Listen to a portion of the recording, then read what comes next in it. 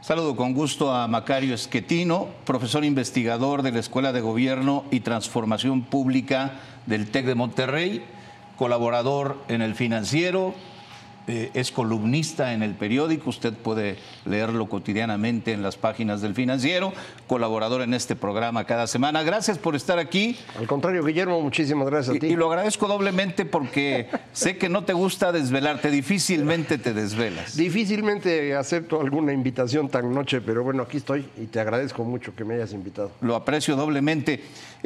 Dame tu opinión sobre las campañas. Se consumió ya prácticamente más de un mes, sí. Quedan poco menos de 2. ¿Qué opinas del camino, la ruta que está teniendo el proceso electoral? Bueno, creo que las campañas no han sido tan espectaculares como mucha gente esperaba, van en su proceso. Ahora tenemos un espacio en medios más dificultoso que en otras épocas y esto pues hace que haya menos contraste entre las opiniones de las candidatas en particular o de los 3 candidatos, pero me parece que lo más importante es si logran generar o no la intención de voto de las mayorías. Ese es el elemento que va a ser determinante para definir quién gana en el 2 de junio. Ahora que mencionas esto, quisiera preguntarte tus impresiones sobre el debate. Sobre todo en cierto círculo, que es el círculo informado del país, generaba muchas expectativas el debate y conocer sobre todo cómo iban a contrastar sus propias ideas Xóchitl Gálvez por un lado y Claudia Sheinbaum por el otro. ¿Cuáles son tus apuntes del debate? Bueno, yo creo que el formato es malo. Los debates en México nunca han sido muy ágiles. A lo mejor el primero, aquel famoso de 1993, ese fue atractivo, pero los demás han sido esencialmente aburridos y este también lo fue. Creo que Xóchitl Gálvez empezó nerviosa, poco organizada, fue mejorando hacia la mitad del evento y cerró muy mal con esto de leer, es una pésima idea, pero tuvo suerte porque me parece que si ella falló en esto, Claudia Sheinbaum tuvo la mala fortuna de transmitir una imagen muy negativa al público, a los espectadores, porque transmitía una sensación de soberbia, de desprecio, de maldad incluso, que creo que pues acaba beneficiando a Xóchitl Gálvez a pesar de que ella también haya fallado en muchas cosas. Como resultado del debate, ¿se movió de alguna forma el tablero de cómo han venido ocurriendo las cosas? Tenemos pocas mediciones, Guillermo, de las pocas que hay que son diarias, se ha cerrado un poquito la diferencia entre estas que miden más o menos cercanas a las 2 competidoras, México Elige y Massive Caller, que son encuestas telefónicas cotidianas. Ellos cerraron bastante la diferencia. Otras casas encuestadoras que han dado 25, 30 o 40 puntos de ventaja Claudia Sheinbaum, ahí siguen, pero yo no sé bien qué miden ellos. Da la impresión por lo que ha ocurrido en las mañaneras, no la de lunes porque el presidente estaba más interesado en el eclipse que en el debate, pero sí en las de los días martes y miércoles el presidente ha aparecido especialmente enojado. Sí. Y hay quienes han leído en esta actitud del presidente, en este disgusto excepcional, y en el hecho de que haya llevado toda la cargada de gobernadores morenistas el martes a la conferencia mañanera, hay quien ha leído que esto es porque no les fue del todo bien. Yo coincido con esa lectura, Guillermo. Me parece que el presidente sí mide todos los días qué está pasando. Él de por sí tiene mucha sensibilidad a lo que está pensando las mayorías en México, pero además tiene mediciones diarias. Y yo creo que se dio cuenta que no les fue bien y eso fue lo que el martes hizo evidente y por eso llevó a todos sus gobernadores para demostrar unidad. Y hoy ya fue un poco más agresivo con Claudia Sheinbaum, a la que acusa de no haberlo defendido bien. Porque pues hay tantos logros en su gobierno que debió haberlos demostrado, pero bueno, pues él tiene una visión distinta de lo que vemos los demás. Morena pretende hacernos creer que la historia ya está escrita. Sin embargo, a mí me queda la impresión que en estos poquito menos de 2 meses faltan muchas cosas por suceder. ¿Tú qué opinas? Yo creo, Guillermo, que es efectivamente una estrategia de ellos, convencernos de que está resuelto el asunto para que no vayamos a votar. Si la participación el día de la elección es de 50% de los mexicanos, es muy probable que Claudia Sheinbaum gane por 10 puntos de ventaja. Pero si la participación es, como en otras elecciones presidenciales, del 65%, lo más probable es que gane Xóchitl Gálvez, y probablemente por 4 o 5 puntos de ventaja. Esto ya se nota en muchas entidades federativas. La Ciudad de México, Morena la está perdiendo. En Veracruz ya están perdiendo. Van a perder Jalisco. Aunque no hay elección de gobernador, en Estado de México y en Nuevo León las cosas no están bien para ellos. Y cuando se da uno cuenta que estamos hablando de las entidades más pobladas y le sumamos Guanajuato, le sumamos Puebla, pues entonces el 60% de los mexicanos están en estados en donde Morena no puede ganar. ¿Cómo le harían para ganar la elección presidencial? Y cuando se va uno hacia atrás y mide uno la votación de 2021, 22, 23, pues hay más votos por la oposición que por Morena. Por eso a mí me parece extrañísimo que alguien pueda medir una ventaja de 40 puntos para Claudia Sheinbaum o incluso de 15. No digo que todos los encuestadores hagan trampa, ni mucho menos. Los de 40 sí hacen trampa.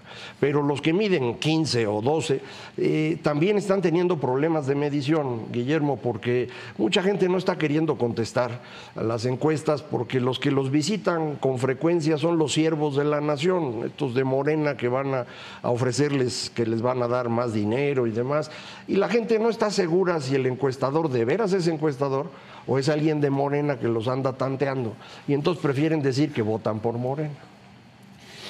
Has escrito 2 libros que refieren de manera muy elocuente lo que tú piensas, lo que tú adviertes, lo que tú opinas sobre lo que ha sido la Cuarta Transformación.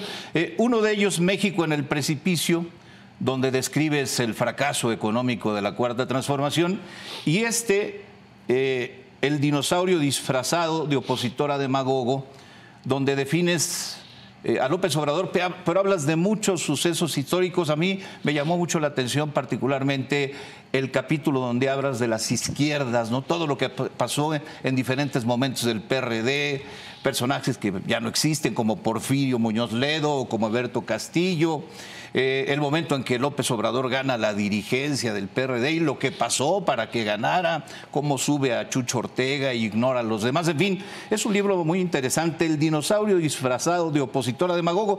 Tú has conocido a López Obrador, lo has conocido personalmente, lo has tratado en el trabajo, y describes una situación muy delicada, muy grave, si Morena continúa en el poder. Sí, precisamente este pedacito que te pareció interesante es una parte que yo viví de cerca. El único partido político en el que yo alguna vez milité fue precisamente el de Alberto Castillo, el Partido Mexicano de los Trabajadores. Después, cuando este se convierte en Mexicano Socialista y luego en PRD, yo ya no seguía ahí. Pero el ingeniero Cárdenas me pidió que ayudara a López Obrador cuando él fue nombrado presidente de ese partido. Y trabajé como asesor económico de López Obrador, como presidente del PRD, digamos de octubre de 96, un año más o menos, y durante ese periodo lo que yo logré ver es a una persona profundamente autoritaria, y esa fue la razón por la cual me alejé en cuanto pude. Cuando él intenta ser candidato aquí en la Ciudad de México y me invita a ayudarlo, preferí alejarme. Me insistió 3 veces, en la tercera le llevé a un amigo que yo pensaba que lo podía ayudar, un gran economista, buena persona, desafortunadamente ya falleció, Carlos Ursúa, que sí, él sí se quedó a trabajar con Andrés Manuel, pero a mí me parece que era y sigue siendo un personaje profundamente autoritario, que fue destruyendo a todos los que le ayudaron a llegar. Se deshizo de Alberto Castillo, se deshizo de Porfirio, eventualmente logró deshacerse de Rosario Robles y de Cuauhtémoc Cárdenas, ha destruido a todos. Creo que es una persona que no tiene empatía por los demás, que lo único que importa es él, y creo que en esa lógica se está moviendo ahorita. No le importa tanto que gane Claudia Sheinbaum, lo que le importa es él no perder el poder, y creo que ahí está cometiendo un error. ha estado humillando a Claudia de una manera incompatible con querer que gane la presidencia. Lo hizo cuando le quitó a su candidato y puso a Clara Brugada en la Ciudad de México y por eso la están perdiendo. Lo hizo cuando le puso el programa de gobierno el 5 de febrero y le dijo así va a ser lo que se va a hacer ahora. Y lo acaba de hacer hoy cuando la ataca porque no lo defendió. A mí me parece esto una cuestión ya de enfermedad, de trastorno mental, y sí me preocupa pues que para él es imposible aceptar una derrota y en el caso probable, creo yo, de que voten muchos mexicanos y gane Xóchitl Gálvez, pues vamos a estar en problemas con él. Describes de manera muy puntual en el libro muchas de las situaciones, pero particularmente aquellas que han sido característica de este gobierno: destrucción institucional, sí, discurso polarizador, abandono de la seguridad, Fuerzas Armadas en tareas que no les competen, permisividad con el crimen organizado. Eso me lleva a preguntarte, ¿qué está en juego en esta elección del 2 de junio? Pues está en juego la posibilidad de que México definitivamente deje de ser una democracia, una república, y avancemos en la lógica que se han movido varios estados en América Latina, convertirse en narcoestados. Es el caso de Cuba y de Venezuela. No es el caso de Nicaragua porque realmente por ahí no pasa nadie, pero si no también lo sería. Esa es la gran amenaza que hoy tiene Colombia con Petro, y esa es la preocupación que tenía el presidente de Ecuador, que lo llevó a cometer un delito flagrante al invadir la Embajada de México. El riesgo del narcoestado en América Latina es un riesgo muy grande y yo creo que ese es el riesgo más importante que tenemos en este momento en nuestro país.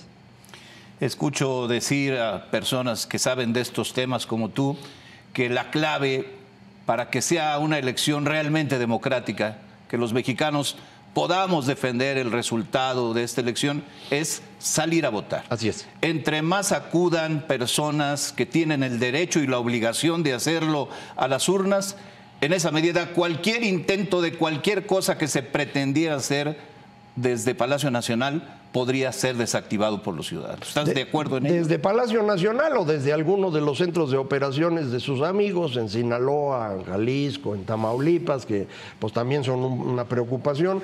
Yo creo que eso es exactamente lo que hay que hacer. Hay que salir a votar y no solo hay que salir a votar, hay que quedarse cerca de la casilla. Creo que es bien importante que estemos rodeando la casilla y que demos la señal clara de que los ciudadanos queremos que el voto se cuente por los mismos ciudadanos y que se respete lo que esos ciudadanos decidieron. Mientras más personas estén cerca de la casilla, va a haber menos riesgo de que a alguien se le ocurra hacer algo extraño en esa casilla en particular. Si lo hacemos todos, creo que tendremos éxito.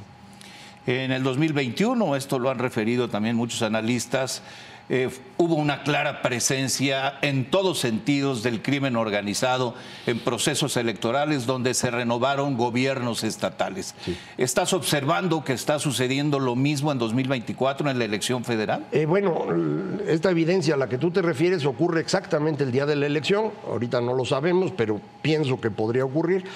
El crimen organizado, su preocupación es el gobierno local. A ellos les importa mucho quién es el presidente municipal o quién es el gobernador, porque ahí está el negocio.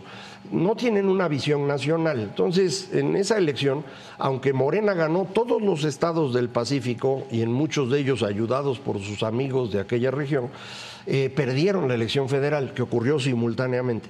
Entonces, no necesariamente la presencia de estos criminales implica que va a tener un efecto sobre el voto total nacional, porque hay unos que van para un lado y otros para otro. Están los de Sinaloa, están los de Jalisco, están los del Golfo, y no todos van en la misma dirección. Entonces, yo diría que los amigos del auditorio no se preocupen demasiado por esto, obviamente preocúpense por su seguridad, eso sin duda, sino porque vayamos muchos mexicanos a votar. Otra vez, igual que en las elecciones del 2000, del 2006, del 12, del 18, 65% del padrón electoral es suficiente para estar seguros de que lo que los mexicanos decidieron se respete.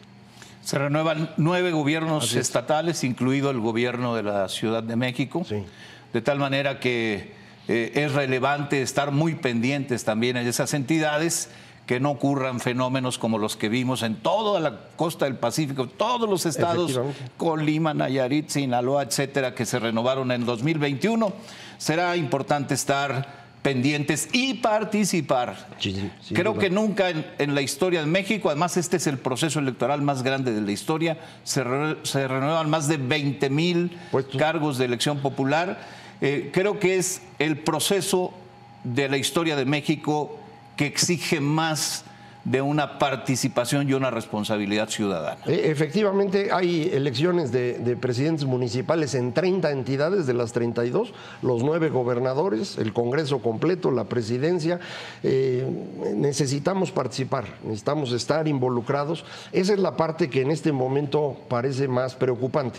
Este esfuerzo continuo del presidente de desacreditar el proceso, de golpear al INE, de golpear al Tribunal Electoral, de convencernos de que la diferencia es muy grande en las encuestas, ha provocado que mucha gente piense no votar.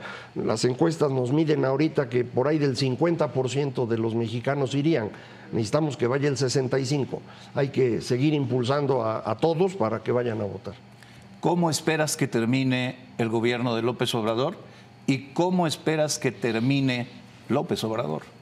Pues el gobierno de López Obrador no va a terminar bien porque todos los numeritos están mal, desde las cuentas públicas, el funcionamiento de la economía ahorita no está nada bien, el dato de empleo de marzo fue muy malo, el gobierno prácticamente no funciona, seguimos teniendo un desabasto en salud brutal. Entonces, creo que no va a terminar bien este gobierno y va a ser difícil para quien siga, cualquiera de las dos candidatas que gane. Y López Obrador creo que va a terminar muy mal, porque si gana Claudia, él va a querer controlar lo que haga Claudia y el enfrentamiento no va a ser menor. Y si gana Xóchitl, pues vamos a tener un conflicto postelectoral en el cual creo yo que López Obrador lleva todas las de perder, aunque él cree lo contrario. Con esto nos quedamos. Macario Schettino, gracias nuevamente de partida doble que hayas aceptado. Muchísimas gracias. Un gusto platicar contigo. Gracias, Guillermo. Gracias por estar aquí.